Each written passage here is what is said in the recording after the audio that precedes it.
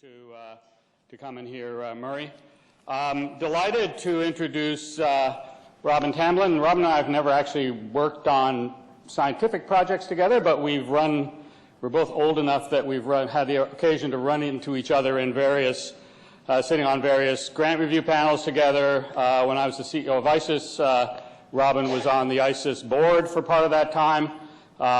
We've now switched roles, and so I'm now on Robyn's board at the Institute of Health Services and Policy Research. She's a world-class health services researcher in her own right, but she's talking to us today in her role as one of the, how many institutes are there, 11? 13. 13. One of the 13 institute directors at the CIHR. As many of you know, there's a major reform going on in CIHR funding, and she's going to largely focus on what the impacts for those of us in the health services research community are, but I think it would be of interest to the broader research audience.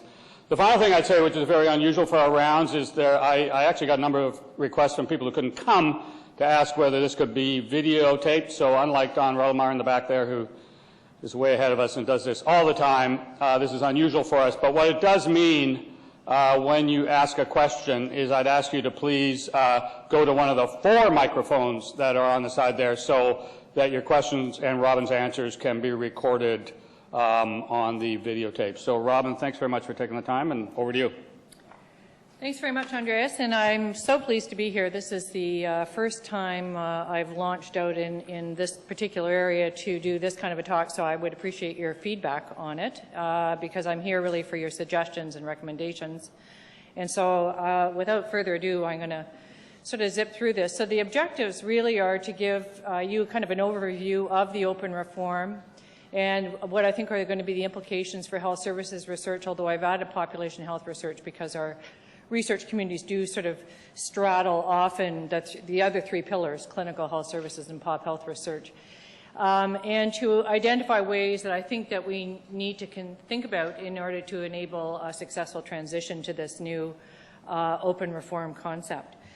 So that's the game plan, and just to remind everybody is that CIHR, when it was formed in 2000 and created 13 institutes, was the first really funding agency to put together biomedical, clinical health services and population health research in a very innovative way to say we want to actually tackle this big issue, which is generate knowledge that will be relevant in improving the health of Canadians in health services and system delivery. So that's the mandate, and in fact, when the last VP research left, in fact, he did a sort of a review or statistical analysis, actually, of the funding that had gone on in the first 10 years of CIHR, and that kicked off really a preoccupation I had with how are things looking going forward and what are the implications for us, particularly with the open reform. So just to give you a little bit of a one-on-one on the open reform, given that was the mandate, is that there are a number of issues that I think you're all going to be very sensitive to. One is that it was this 4-pillar system for research, but the feeling was that there wasn't really an equitable distribution of funding across those 4 pillars and an equitable effort across the 4 pillars. That was issue number 1. Number 2 was that there was a sense that, you know, we weren't funding innovation. We were funding kind of like the same old, and we got into this kind of a rut. And other granting agencies had sort of moved on and were doing more creative things, and we hadn't done that. The third was that there was so much going on, many competitions, both strategic and the open operating grants competition, that we were starting to actually wear out our community, especially smaller communities like health services research. And so there was this issue of reviewer burden, applicant burden, and just way too much was going on, and we were not getting a quality product, and we started getting inequities in terms of responses and so on. So there's a litany, of course, of tinier issues, but these were some of the main issues that led to a reconsideration of how funding was set up at CIHR. And I thought this was pretty interesting myself. Australia did this survey of its applicants, and CIHR repeated that same survey with 1,000 scientists here in Canada. And just to remind ourselves, like, writing a grant takes time, 169 hours on average. by self-report, and that means for the average salary earned by a faculty member at about $65, that each grant that you write costs you about $11,000. So it's not without effort, and it's not without time, and it isn't without cost when we write grants, and so we need to make sure that we do it well. And ditto for the review. The review is 5.5 hours of someone's time, and that's on average about $300. So the goal of the reform really was to say we want to have adequate representation across the 4 pillars. We want to have something that will support innovation and creative ideas. And we want to have a funding program that will sustain our talent, both new and existing talent. And we want to do something that actually won't add, in fact, should reduce reviewer burden, applicant burden, and actually improve both cost effectiveness and efficiency in delivering the program so we can put more money into research and not into administration. So that was sort of the game plan or the goals. And when you look at what was produced as a result of much deliberation before my time as a scientific director, it was really to divide the open operating grant competition, and that's really 60% of the funding for research at CIHR is in the open operating grants competition. That's where the bulk of the money is. There is another 25% that's in strategic funding, which is what the institutes have. But this is where all the research funding is happening, is to divide this into 2 types of programs, one called a foundational scheme. It was previously called a programmatic research scheme, but was considered to be, that was like old hat, so we had to name it a new thing.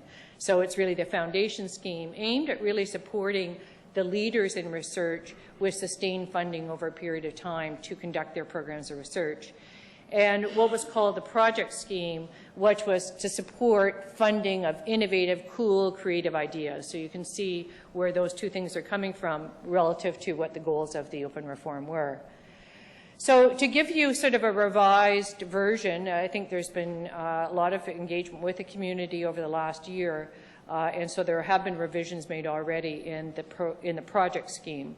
So the project scheme has a phase which will be probably a structured application where this is supposed to be the cool idea. And so you submit essentially a shorter, more structured grant. It is virtually reviewed, and this is really to reduce the cost of review. And I think this is an issue of concern for people, and so I'll show you what's being done about that.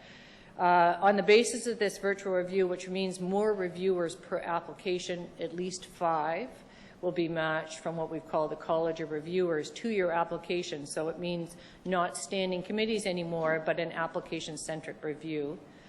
Is that on the basis of that review, whether it's ranked or scored is still unclear, is that the grants that are clearly going to be funded will be funded, and those that are in the gray zone will be sent to a live in-person committee that in fact will adjudicate what they call the gray zone grants. Then we have, in terms of what will be looked at there, really it's the quality of the idea, its innovativeness, its importance, and then the feasibility, the standard things, your expertise to do the work, and the approach and methodology.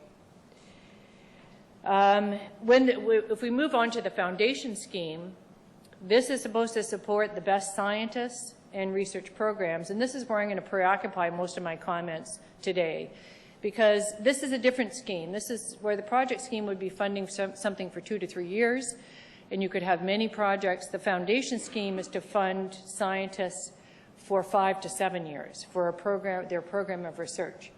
And once you have one of these, you can't apply for a project scheme. So it really funds all of your research over a sustained period of time. And it's to be divided into a program for young researchers, like, you know, the emerging researcher, and for everybody else. So the thinking here is now you're looking for scientific leaders. And so the stage 1 is really looking at a person's CV, their common CV, and their maybe a 2 or 3 page program of research kind of idea. On the basis of that, which is another virtual review, is maybe 50% of those would be invited to do a full application. That full application would again be virtually reviewed. The top ones would be funded right off the bat. The gray zone would go to an in-person committee. and everyone else would not be funded. So that's the foundation scheme, and in terms of what is it that the foundation scheme is looking for in terms of the review and adjudication criteria, which will be structured, it's in research leadership, productivity, training, significance of contributions, and the quality of the research program, and of course environmental support. So this is yet to be fully fleshed out, but it's in terms of both either research institute or university providing support for the candidates. So there is an expectation of investment in that regard. What we call the application-centric review is possible only if you have some sort of a way of matching an application to reviewers. And so you need a stockpile of reviewers who are now no longer sitting in committees, but they would be in what we call the virtual college of reviewers. They would be maybe organized by faculties of expertise, which does sound a bit like the committees themselves, but maybe in a more refined way, because I think that's been an issue with very broad and fairly small communities like health services research.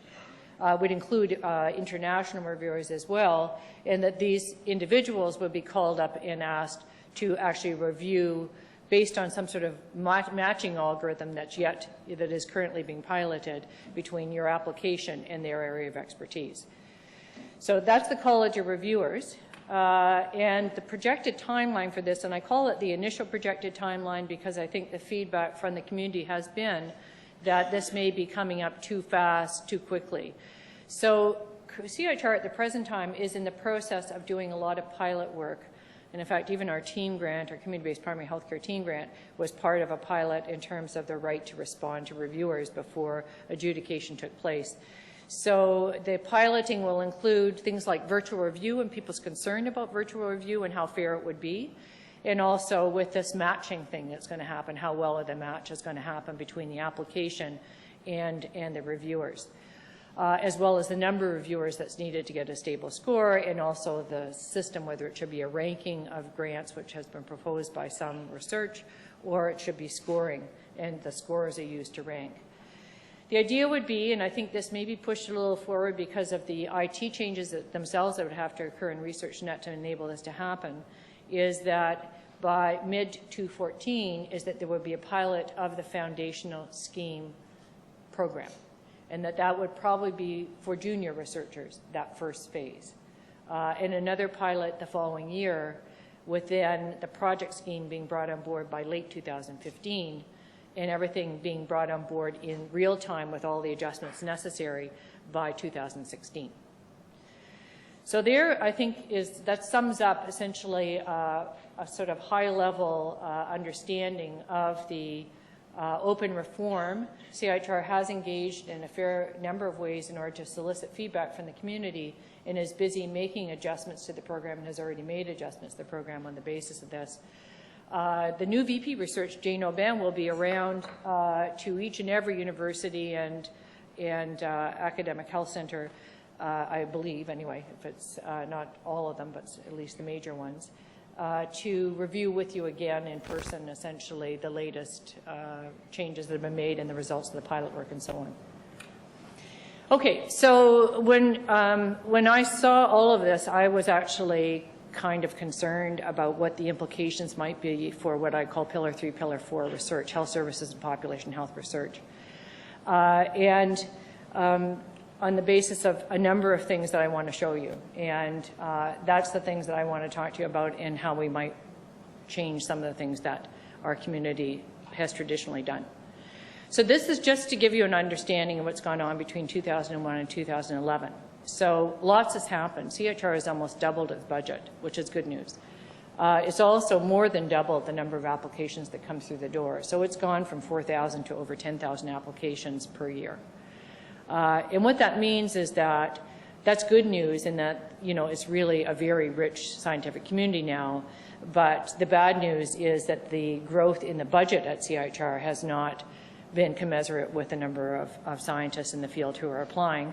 And so the actual funding rate has fallen from about 30% in 2001 to about 18% before top-ups are occurring with priority announcements, which bring it up typically to 21% by 2011.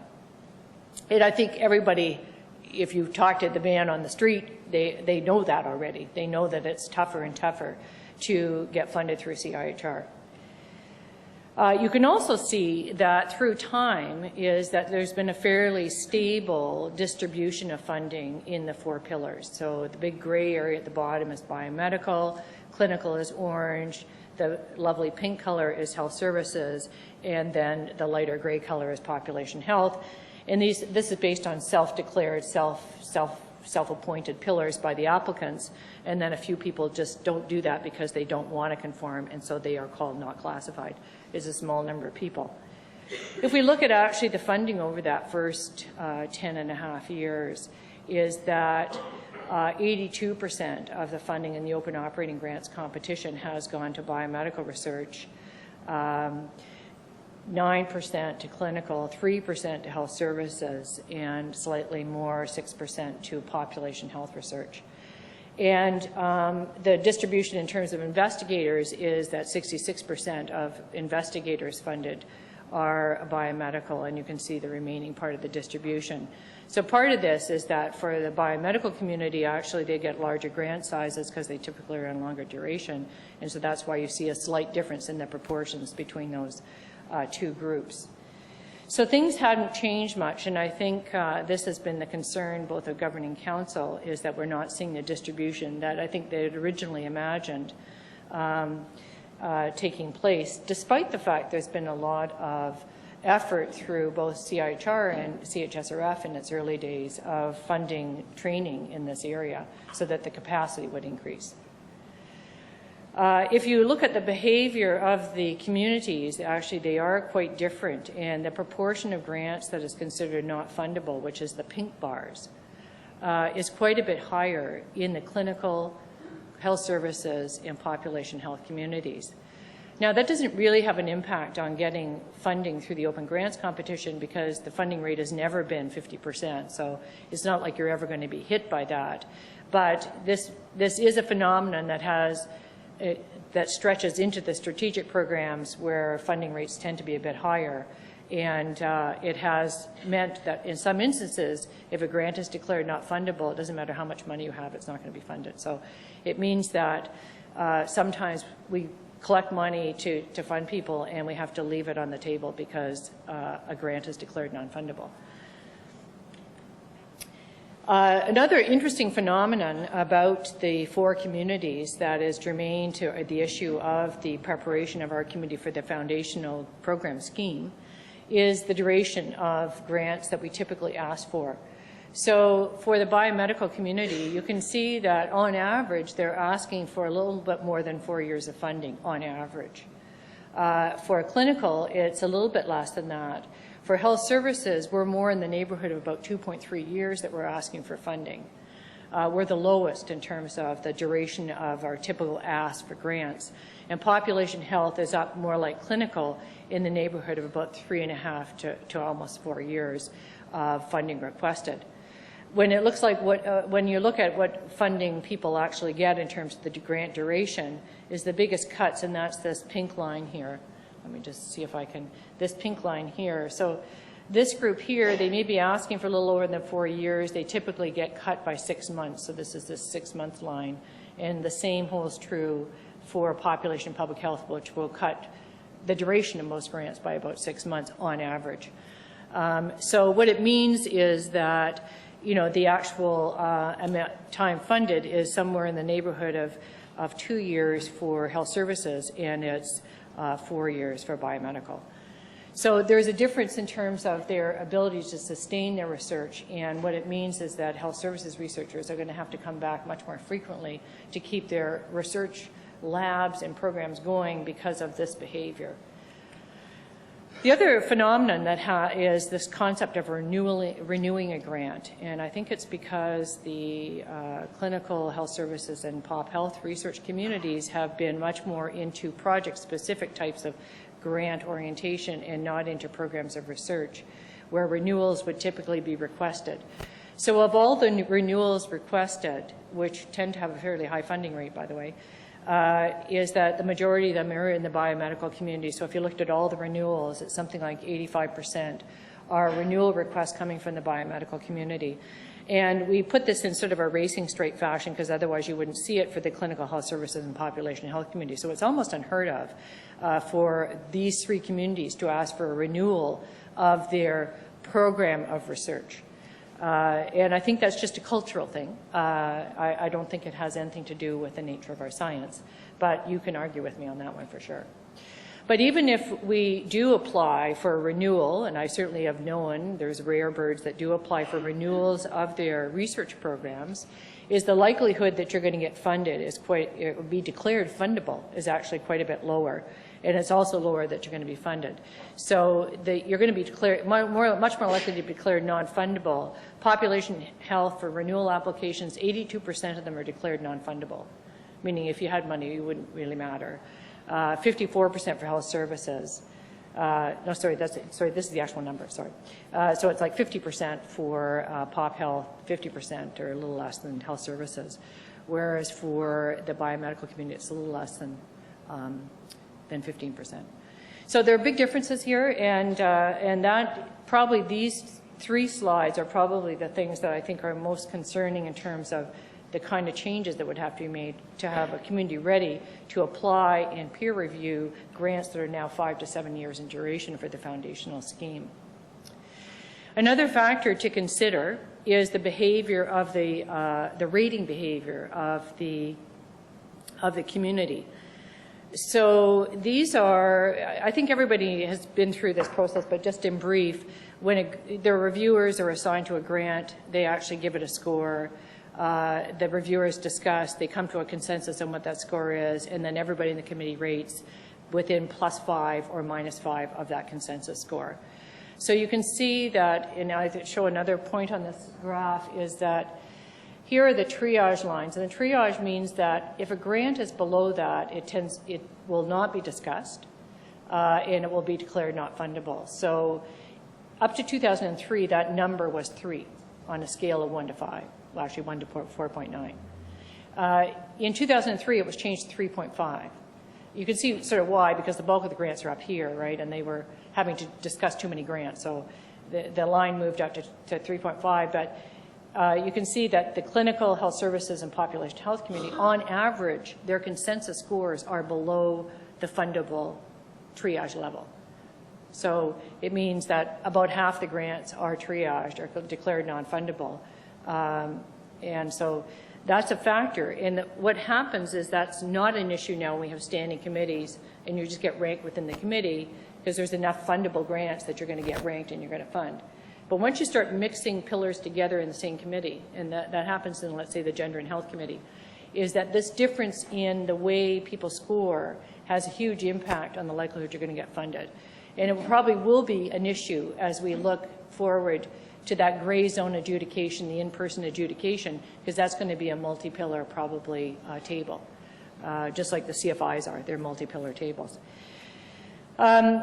I thought you'd be interested in looking at the determinants of funding, and here are applications, the unit of analysis. I realize this is a very busy table, so I'm just going to pull a few things to your attention. There is not really any age effects. The very old people in all pillars tend not to be funded, but that's probably because they're running out of ideas maybe, and the health services people are very benevolent to the younger people. There is this gender effect. In particular, the gender effect is in the health services and policy community for reasons that are not clear. There tends to be more women in this community applying for grants than men, and the reverse is true in other pillars. But this has been noted in the chairs and the CIRC program that there has been an underrepresentation of women, and it may have to do with the way we handle maternity leaves and so on. I'm not really sure.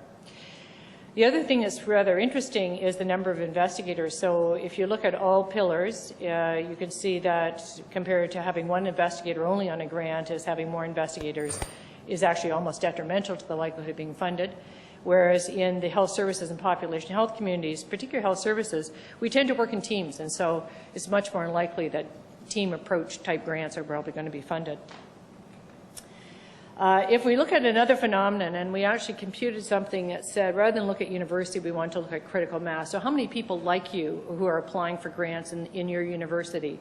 With the idea in mind, if there's a lot of people like you applying for grants, you've got a lot of infrastructure, you've got a lot of support, you've got a lot of colleagues, and all is good. And that's probably, it's always been our assumption that it's probably good to have a certain critical mass at a place, and that's led to these consolidations and centers of excellence and so on. And in fact, this actually supports that people are more likely to be funded, you can see here, if there's more people who are applying for grants in general. And here we looked at applying for grants in health services and policy research. So the more people who are like that, who are applying in your center, there seems to be a critical mass phenomenon going on. There is really not very much of a difference between the pillars in the likelihood of funding success, and this has to do with the way in which we have 52 standing committees and a certain proportion of grants are going to be funded through every committee. So that equalizes that. It will not, the impact of not having those standing committees and not having those rules on what's going to happen in the open reform has got everybody pretty anxious because we don't know what's going to happen. What's also interesting is the fact that at CIHR in this day and age on average is that you have to resubmit your grant to get funded. So if you are discouraged and you send your grant in, you get terrible reviews and you just go home and you get depressed, you never apply again, well, this is not the thing to do because you really have to resubmit to get funded. So this is an important thing to keep in mind.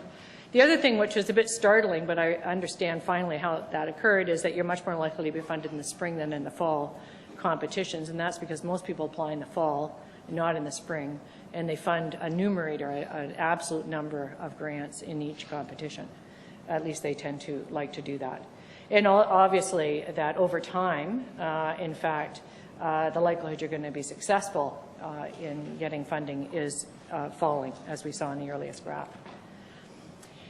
Okay, another piece to this, and then we'll move on to what needs to be done, probably, at least I'm thinking about what needs to be done, is this idea of sustained funding. So the foundational scheme is aimed at actually providing a researcher with sustained funding over 5 to 7 years for their program of research. So early on, Pierre Chartrand produced this graph, and he said, look at this, what's happening.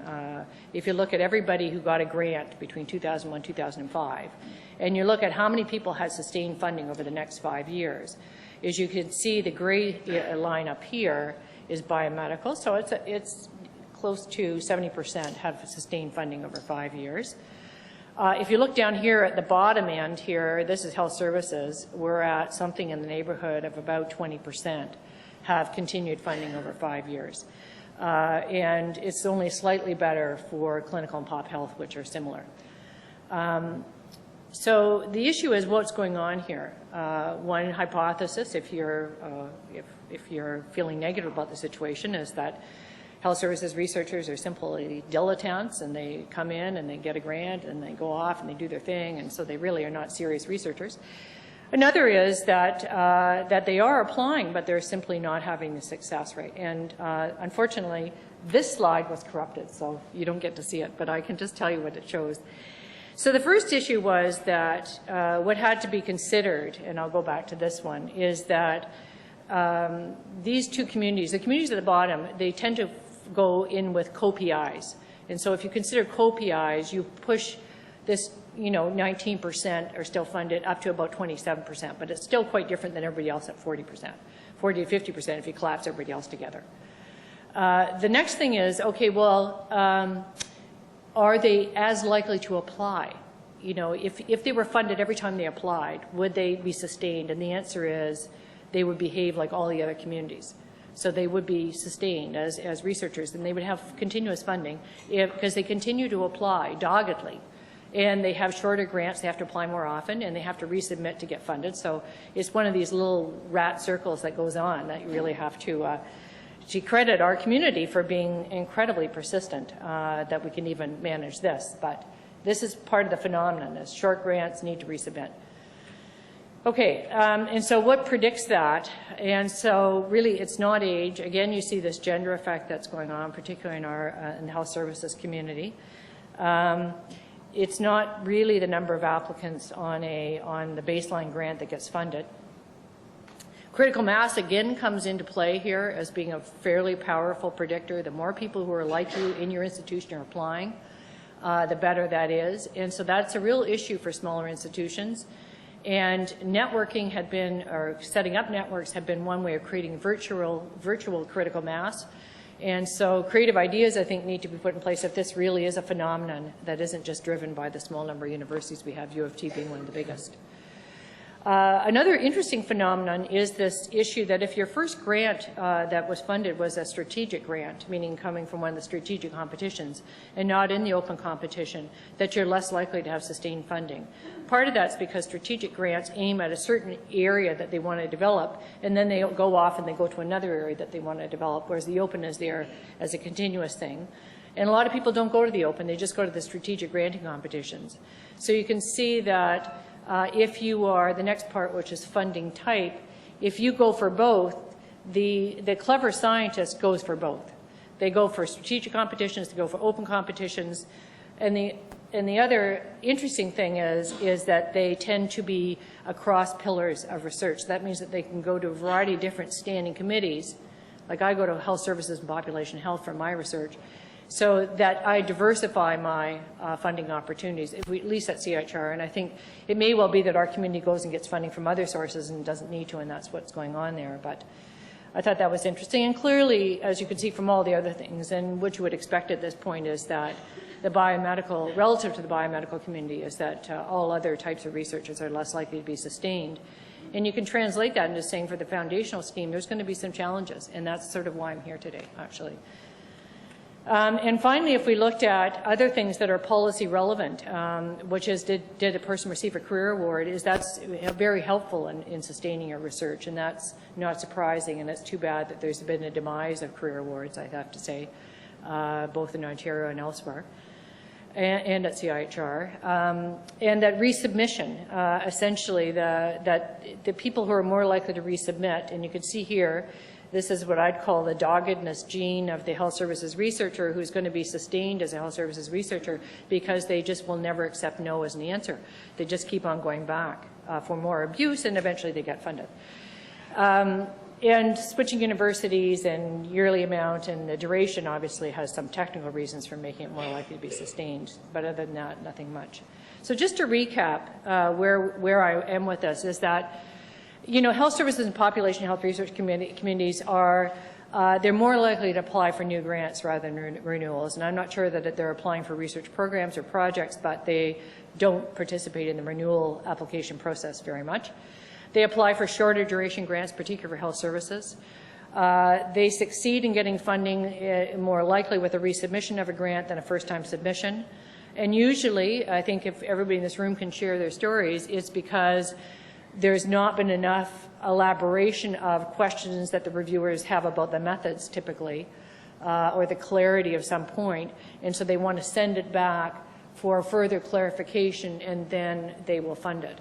So there has been qualitative analysis done of some of the review discussions, and in fact that tends to be the theme that comes up more likely in our communities. They also score systematically lower compared to the biomedical community, and that is very hazardous when you've got a mixed pillar committee like IGH. And it also is hazardous when the funding rates are going to be high because there will be more people put in the non-fundable range. They will score a higher proportion of grants as a result non-fundable, and they are less likely to have sustained funding over a 5-year period, and it's partly because of the short duration grants plus the need to resubmit. More grants you need to write, and so on. And in fact, the productivity in health services in particular, which has the shortest duration grants, falls far below everybody else in terms of bibliometric indices. And I think it's because you're on this treadmill of applying and trying to get grants. So we've got, I think, a couple of challenges that I think we need to address. The first is that we need to prepare our communities to be competitive in the programmatic grant scheme or the foundational program. I don't really think it's that the community just isn't able to write those grants, because they write them typically for salary awards. You'll write programmatic grants, you write them for CFIs, you write them in a number of other circumstances. But the second point, which is that we don't have a community that's prepared to review programmatic grants.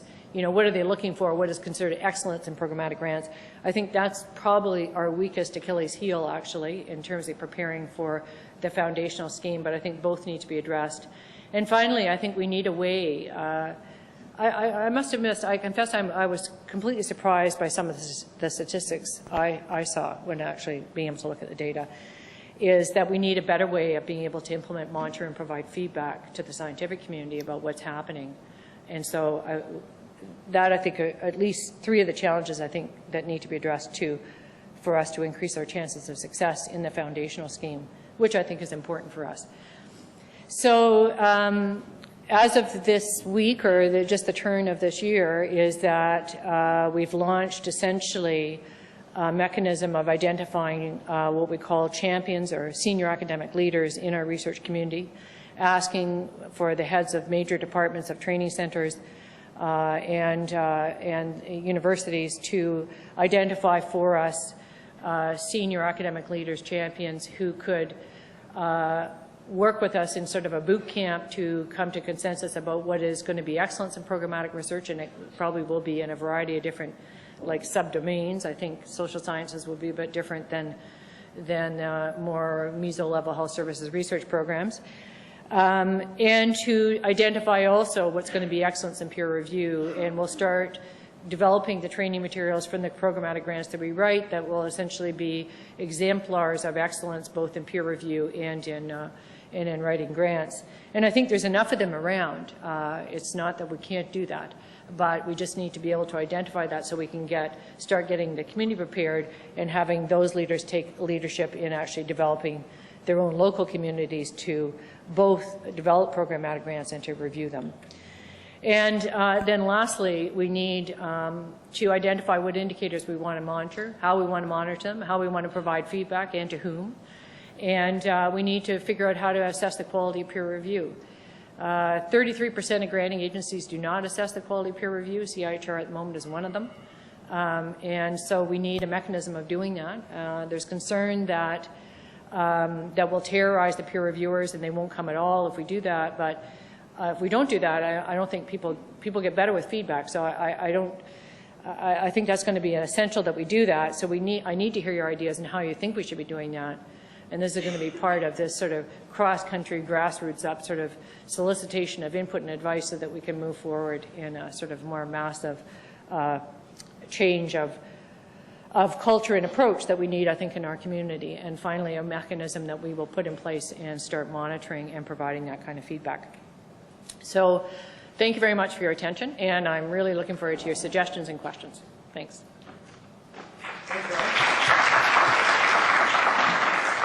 Okay, so a reminder that you're supposed to use follow Dr. Bayumi's example and use the microphone, and I'd encourage people to sort of get up and start migrating to the microphones now if you've got some questions. So Amit? Thanks very much, Rob. I guess I had 2 comments. One that really struck me this last competition in our committee, our review committee, was at the same time as this as the changes are coming in, SSHRC and NSERC are no longer funding health. And so those people who traditionally have applied to the social science especially, but also the engineering kind of stuff, tend to come to the HS, the health services committees. And I don't know that we actually are qualified always to review those grants well. And a lot of those people actually don't write grants the way that we have traditionally written grants in the health services committee. They write, for a social science audience or an engineering audience. So I guess, I think we're sort of, there are 2 transitions happening at the same time. I'm not sure what the answer to that is, other than making really sure that we get the College of Reviewers right and broad enough to sort of account for those. But I think a lot of feedback has to go to those people applying in that mechanism as well as to how to structure grants so that they're not a disadvantage. Want me to say the second point? Yeah, why don't you do your second one quickly? We need to make sure that others get a chance to ask questions as well. Yeah, so the second one was something that I had brought up before, which was this idea of, people are going to be applying for these 5 to 7 year foundational grants. But as you mentioned, at the same time, the career awards are fewer and far between. And I had hoped that some of the foundational grants could be used to support salaries. I see that that didn't make it into the final plan, but is there any thought of that in the future? Because it doesn't make sense to me really to fund people for such a long time and leave them vulnerable in the salary and just hope that the universities or hospitals will pick that up. Okay, so just in the first, your first one, we certainly have heard from the social science community. SSHRC didn't want to have anything to do with health, and they've maintained that stand to this day. And NSERC is increasingly uncomfortable that they're funding a lot of health. 50% of their applications are in health, so that's a concern to them, because they see CIHR as the people who should be doing that, and so there has been this pushback a little bit on that front. In theory, I should say, the application-centric review should be very helpful to these particular communities. It should also be very helpful to the true innovative grant that doesn't have a home. And I think we've all had experience with colleagues who had really innovative ideas. There was no home to go to because it was really no committee really had that expertise. So if the College of Reviewers works well, and it's an application-centric review, and you collect reviewers around that application that really have the expertise, that should be actually hugely positive, because it means that those grants don't become the orphans of committees that don't fit them, and they don't get reviewed by people who don't have the expertise. So that's probably good news in some ways, but I think it's one of those things that you want to monitor, I think, to see how well that works. And it will have to do with the matching and how many people you can find to match on that, and then how the rating works and how the rating of those people fit with the other people who are not on that grant. Anyway, it's complicated, as you can see. And a lot of simulations are being done and pilot testing to try to work out these kinks. The second issue, which I think is an important one, it's not that it's been abandoned or that there's anything that's finalized. I mean, this issue of what's going to be, because the foundational grant exists, the simulations have been done for how big should that be, what are we thinking about in terms of size. And it all boils down to what's eligible to be on your grant, you know, in terms of is your salary eligible to be on your grant. At the same time that this is happening, under the heading of the Strategy for Patient-Oriented Research, there's a whole training committee chaired by somebody here in Toronto, which is looking at the clinician scientist and how to support the clinician scientist through the full continuum of recognizing that's a huge issue. And so when it comes to career awards, is that there will be a special tranche for the clinician scientist in all likelihood. That report is not expected until February, so I'm not sure what they're saying, but that's a preoccupation. And then how will that fit together with the open and forum is, you know, that report should come first, and then we take a look at how that works.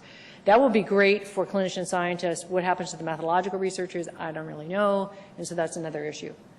So it's not like it's a done deal for sure. I mean, that's simply what's eligible on the budget lines. Jim? First, I want to say thank you so much, because as a new researcher, so much of what you described was helpful for me to understand a process that I've observed from afar and now kind of get a clear picture. I was sitting beside one of the chief residents, and she was asking me great questions, and we have a combined amount of questions we'd like to ask. Yeah. One is about that kind of question about clinician researchers. By pillar, do we know if there's differences by clinician researchers, and does that also have impact on fundability? So some of those slides you're showing, like the rate of fundability, was that looked at? Or the percentage of time that the applicant, the PI, has to dedicate to research? I wonder if that also has impact, and we were wondering sort of that question, and how that might differ across pillar. So sort of one idea. I don't know if you want to...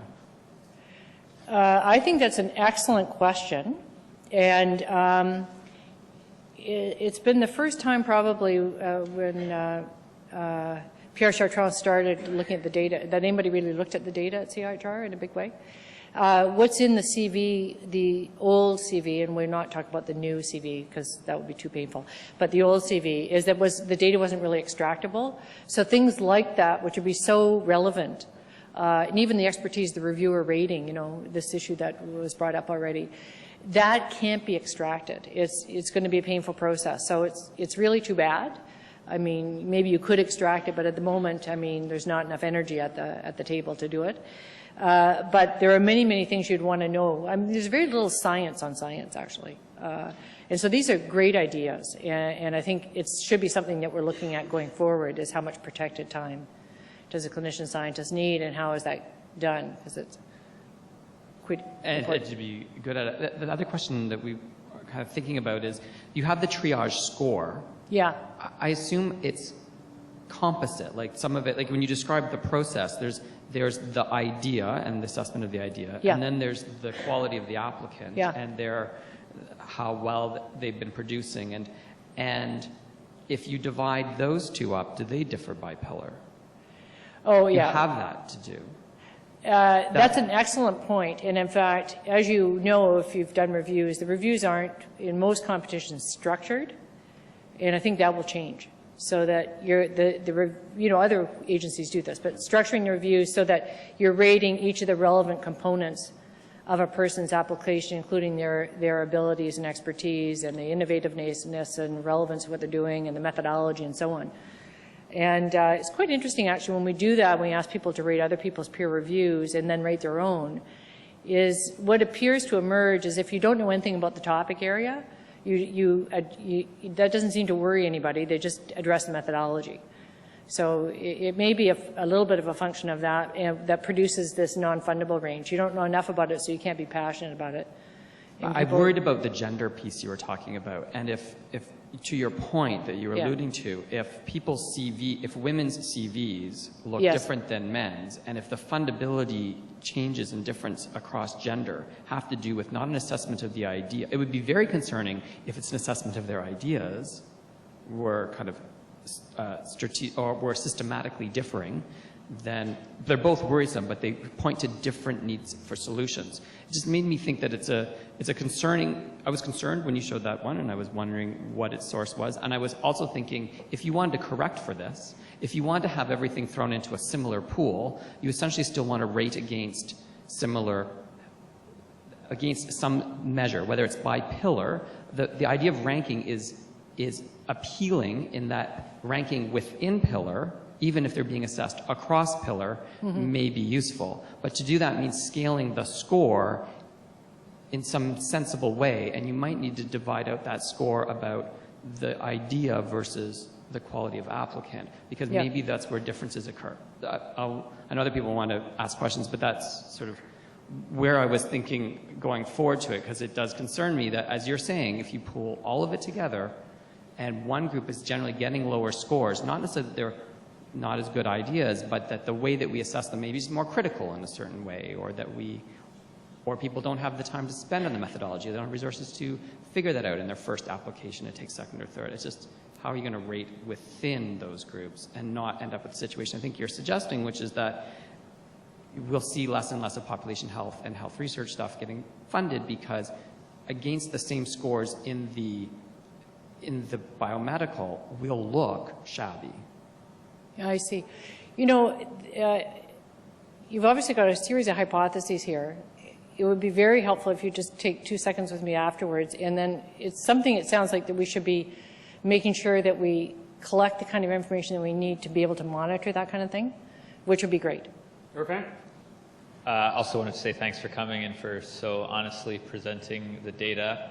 I was also, I think, surprised, like many people, about the differences between what sort of seemed like two separate communities. And so I had two questions. One is, you know, and there must have been some thought given to this, although I don't really know what and why the decision was made the way it was, whether the two communities just be separated and have separate funding pools, one for biomedical and one for clinical population health services. And then the second, so it seems to me that there kind of is a clear dividing line there in terms of a lot of the statistics you showed. And that there are other places where lines are drawn, like between projects and foundation and between young investigators and not so young investigators, where it's less clear to me that there is a clear and compelling rationale to draw a line. So I just wondered what you think about that. Yeah, there's been a lot of conversation, as you can probably even imagine, around the scientific council table and hearing this about should we be taking the foundation scheme and dividing it into the 4 pillars, you know, et cetera, you can imagine. In most other granting agencies, they separate out biomedical research from everything else. And so CIHR is unique in the sense that it has all 4 pillars in the same institute and it doesn't stratify or pool funding in any way in relationship to that. So the issue has certainly been brought up for sure. I'm not sure there's an appetite to change that at the moment. But I think there will be a sense of great discouragement and maybe a momentum to make a change if, in fact, these funding ratios don't change at all as a function of the open reform change. And worse, if they get worse than they are right now, I think that would be the big tragedy. So worse that's by where whose perspective, right? Because it'll definitely get worse by one of the community's perspective. Sorry, I didn't hear you. Worse from whose perspective, because it'll definitely either will have the status quo or it'll get worse according to one of the 2 large communities' perspectives. Well, you know, in visiting other countries and granting agencies, they can never train enough health services researchers or clinical researchers. They recognize they need them. If they really want to make true changes in the way care is delivered and the quality of care, you absolutely have to have them. You have to have biomedical as well as really an important element of the sort of discovery and innovation, but you can't have that alone. There's too many issues to actually go from there to actually changing how health care is delivered and how patient care is provided. So I'm not sure if I'm addressing your question, but you can't assume that you don't need any of these other types of researchers. You've answered mine, I'll let you. So Jeff, and then I'm going to actually take the chair's prerogative for the last question. Thanks. Thank you again, Robyn, for that talk. Very thought-provoking. 2 quick thought experiments. If in the past, all 4 groups had given 5s to everything that came in, so there was just no difference on the scores, would the funding have split 25, 25, 25%, so you've got equal quarters for everything? No. And then the second thought experiment, if that happens by magic in the next, will we also have equal funding? And if not, what would justify that difference, do you feel, among the people at CIHR who are leading? Okay, so one of the issues there is that, you know, the way the funding works is that it's a function of application. So you could look at that and say 80% of the applications are from biomedical and the remainder are from 20% are from everything else, right? And so in the early days, there was a lot of effort and money put into investing in training. You know, there were ICEs, there were STIRs, there were regional training centers, there was a whole bunch of stuff, right?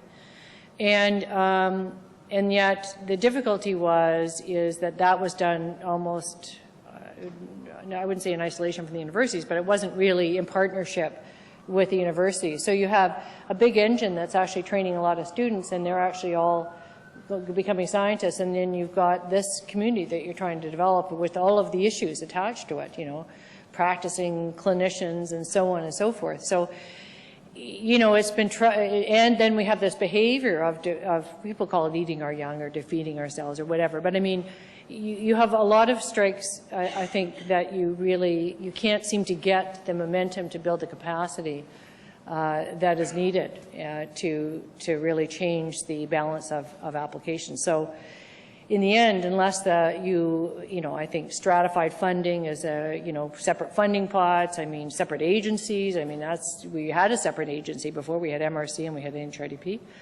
Is that what needs to get done? I think the answer is unknown. In theory, this could potentially be a highly successful program for clinical health services and population health researchers, because they're not stuck into, there's 6 committees that review their grants, and there's a certain number that every year are going to get funded. So the door is wide open now, actually. So it would be what's the most interesting, the most important, the most competitive, and so on. So it would be hard to, anyway, there we go. So I'm just going to ask the last question, which is around timing. And Jim Widget at Mount Sinai was presenting on Monday about this, and I hadn't really thought about it. And my understanding, Robyn, is once this thing starts rolling out about 18 months from now, the CIHR obviously has a large amount of its budget already committed. So the way it was presented to us was that the first couple of years, especially for those foundation grants, are going to be incredibly tough, because I think it's been said that at steady state there are going to be 750 foundation grants across the country, but the first year there's only going to be, divide that by 5, I guess, 125, and you got like the best scientists in the country, biomedical, everybody going after an incredibly small number of grants, which I must admit makes Art Susky and I, as a couple of people that are sort of trying to figure out how's this institute going to respond to that, a bit anxious. Can you just talk to that, and then we'll wrap it up? Okay, so that was the reason for the 2 pilot years. I think there's 214, 215 are just foundational, just pilot, just for juniors. So it really so that should be not as unbelievably competitive as what you're talking about, because it will only be for juniors. So it's good news for juniors, really. Who is a junior? I don't really, the benchmark of when you become too senior to be junior, I don't, that hasn't been set yet, but that will probably be good. In the end of the day, though, it does look like it's, you know, and what should be the right balance, what proportion foundation and what proportion projects. You know, the best news would be that we double the amount of funding and then everybody's happy, right? Yeah, That's not going to happen. So the big concern, and the way all these simulation studies have been done, is to say we must continue to fund the same number of researchers in the country. There will not be a reduction in the number of researchers funded in the country.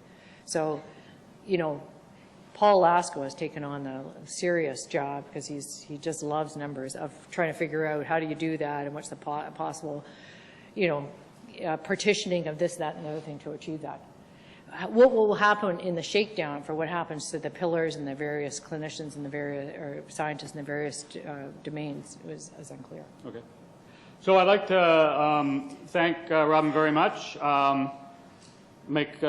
St. Mike's the first place that she's sort of tried out this talk. It was fantastic for the first time. And you'll be willing to stick around if anybody wants to come down and chat with you. And thanks very much, Robyn. For sure. Thanks very much, guys.